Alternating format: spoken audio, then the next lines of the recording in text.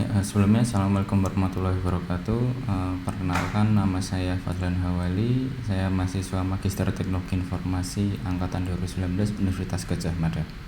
Nah, di sini saya akan menyampaikan hasil literatur review saya mengenai software architecture erosion in software development. Nah, sebelumnya dalam pengembangan software itu terdapat sebuah siklus yang bernama Software Development Life Cycle atau biasa disingkat SDLC. Nah, SDLC sendiri itu tuh fungsinya untuk memproduksi software dengan kualitas tinggi yang memenuhi target dari konsumen sendiri. Nah, dalam SDLC sendiri ini terdapat beberapa tahapan seperti planning, analisis, desain, coding, testing, dan maintenance. Nah, dalam mengembangkan software itu sendiri berfokus pada sisi fungsionalitas software itu saja.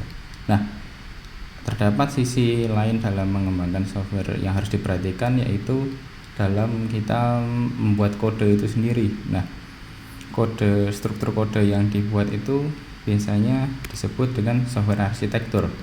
Nah, software arsitektur sendiri itu merupakan sebuah set arsitektural dari sebuah struktur kode, di mana itu nanti berisi mengenai aturan atau larangan yang nantinya akan diaplikasikan ke package, kelas atau metode dari kode yang kita tulis. Kemudian bagaimana antar modul tersebut dapat berinteraksi dengan limitasi-limitasi yang ada. Nah, sebagai contoh di gambar sebelah kiri ini merupakan salah satu 3 arsitektur software yang cukup terkenal, yaitu MVC atau Model View Controller, kemudian ada MVP Model View Presenter, dan yang terakhir adalah MVVM atau Model View Model. Nah, masing-masing arsitektur itu sendiri memiliki limitasi dan aturan tersendiri bagaimana antara komponen dalam sebuah kode itu saling berinteraksi. Nah, kemudian dari arsitektur yang telah ditetapkan tadi, terdapat sebuah fenomena yang bernama software architecture erosion. Nah, fenomena ini seperti apa?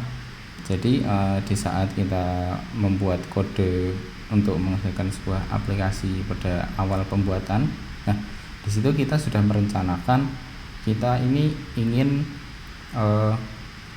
membuat kode ini dengan arsitektur seperti apa.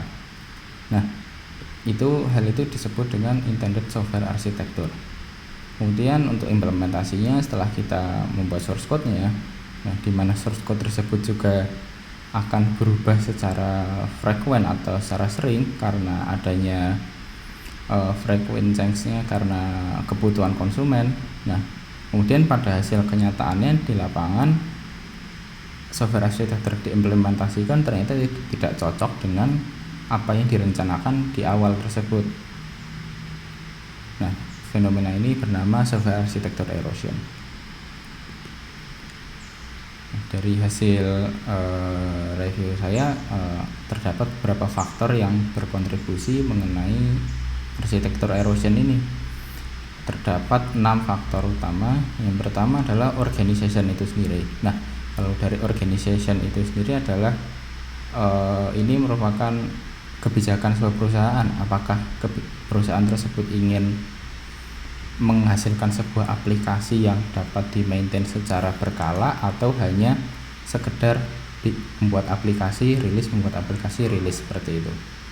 Kemudian untuk knowledge sendiri, ini merupakan knowledge antar anggota dalam sebuah organisasi. Nah, apakah karena antar anggota itu sendiri belum tentu memiliki knowledge yang sama mengenai software arsitektur ini.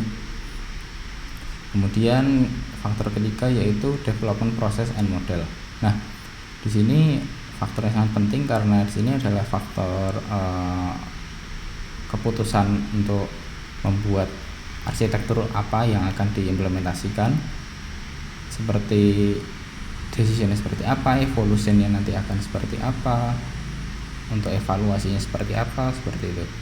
Kemudian yang keempat itu tim atau people sendiri. Nah, tadi sudah ada knowledge masing-masing individu. Nah, sekarang dari tingkat tim sendiri. Nah, tim dalam mengerjakan sebuah software itu apakah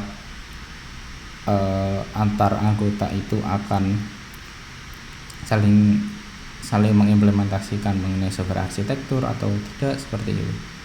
Kemudian yang kelima yaitu coding. Nah, coding sendiri ini merupakan tahap implementasi, sedangkan yang atas itu merupakan tahap teorinya. Kemudian yang kelima adalah tahap coding, di mana tahap coding ini merupakan implementasi dari arsitektur yang sudah direncanakan tadi di awal. Kemudian yang terakhir adalah dokumentasi dari software yang dibuat itu sendiri. Nah, dokumentasi yang tidak jelas menyebabkan software ini jadi susah di-maintain. Jadi ketika ada perubahan, kita tidak tahu software ini menggunakan arsitektur apa atau desainnya seperti apa, maka nanti hasil penambahannya tidak akan sesuai dengan apa yang sudah direncanakan di awal, seperti itu. Nah, kemudian untuk mengontrol ini semua terdapat 3 tahapan. Sebenarnya ada 3 tahapan. Yang pertama yaitu prevent untuk mencegah, kemudian minimize untuk meminimalisir, yang terakhir adalah untuk detect. Nah, untuk minimize arsitektur erosion sendiri ini fungsi utamanya adalah untuk meminimalisir dampak yang dihasilkan dari architectural erosion, dan akan tetapi tidak menjamin untuk mencegah terjadinya architectural erosion tersebut. Nah, jadi fungsi minimize ini sendiri adalah ketika sebuah software sudah di-develop atau sudah dibuat, setidaknya walaupun di awal tidak ada benar-benar langkah preventif untuk mencegah, saat pembuatan kita bisa melakukan langkah minimalisir seminimal mungkin. Nah, contohnya seperti apa? Nah, contohnya seperti penggunaan architectural style yang tadi setelah saya sebutkan di awal. Nah, penggunaan architectural style ini merupakan langkah untuk meminimalisir, karena dengan menggunakannya architectural style seperti ini, kode yang dibuat dapat meningkatkan tingkat deployability dari sebuah software, karena dengan menggunakan architectural style seperti microservice ini, antar developer tidak perlu saling tunggu-menunggu untuk mengganti sebuah kode atau menambahkan sebuah kode, seperti itu. Jadi jika ada perubahan kode dari developer lain, maka developer lain pun juga tidak perlu saling menunggu seperti itu. Nah, untuk menyatukannya sendiri, maka seperti gambar di samping ini adalah merupakan diagram continuous integration atau continuous delivery dari sebuah software. Jadi ketika ada perubahan sebuah software, terus kemudian sudah dilakukan perubahan, kemudian di-push ke version control seperti Git, kemudian dilakukan checking, build, dan test. Nah, jika tesnya itu failure, maka kode tersebut akan balik lagi ke developer untuk diperbaiki. Nah, dari proses ini dapat meminimalisir walaupun tidak mengeliminasi architectural erosion secara sepenuhnya, seperti itu. Kemudian yang langkah kedua yaitu preventing atau pencegahan. Nah, aim dari preventing ini merupakan untuk mengeliminasi secara keseluruhan dari arsitektur erosion. Nah, langkah ini biasanya dipakai saat pertama kali akan membuat sebuah software. Jadi ini merupakan langkah pertamanya. Nah, sebenarnya preventing ini tuh dapat memungkinkan sistem itu untuk merekonfigurasi sendiri sistem mereka jika terdapat perubahan atau terdapat fitur tambahan yang diinginkan oleh konsumen, seperti itu. Contohnya seperti apa? Nah, di sini terdapat sebuah contoh penggunaan textual architecture description language atau yang biasa disebut GRASP.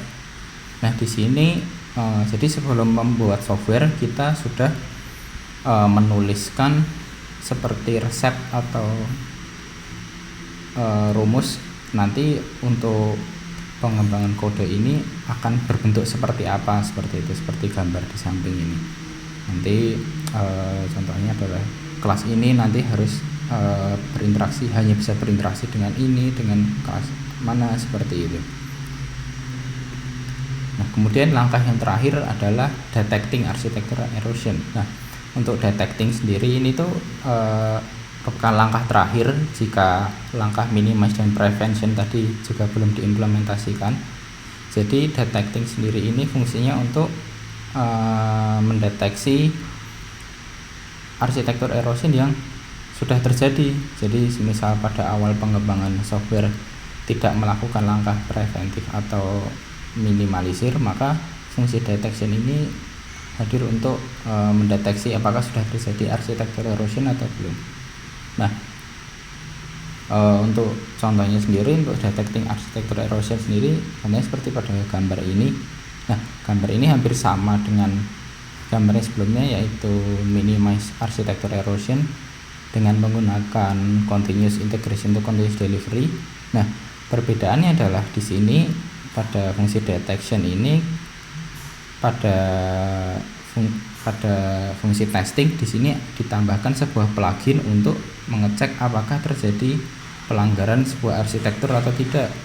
Nah, jadi jika terjadi sebuah pelanggaran, maka nanti kodenya akan balik lagi ke developer lagi untuk dirubah.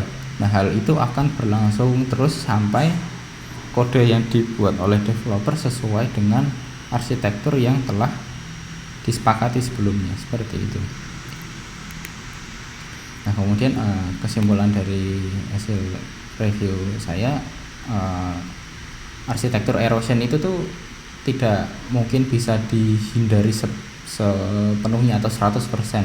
Tidak mungkin sebuah software yang dibuat itu 100% free dari architectural erosion.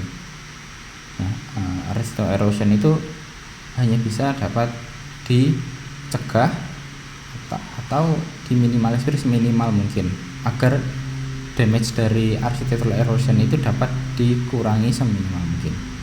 Nah, kemudian untuk mengontrol arsitektur erosion sendiri, antara pengembang diperlukan untuk mempelajari teknik-teknik seperti yang tadi saya sebutkan, seperti teknik untuk meminimalisir atau mungkin mencegah atau mendeteksi, seperti itu. Nah, hal ini diperlukan untuk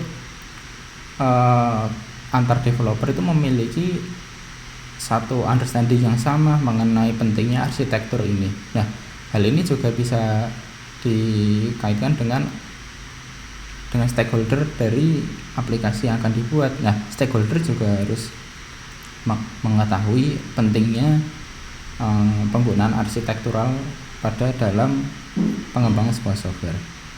Nah, yang terakhir adalah mengenai kesadaran arsitektur sendiri ini tidak hanya pada di developer sendiri, tapi juga ke tingkat manajemen dari perusahaan tersebut untuk membangun sebuah kultur yang baik. Nah, seperti itu. Nah, oke, sekian presentasi dari saya, kurang lebihnya mohon maaf. Wassalamualaikum warahmatullahi wabarakatuh.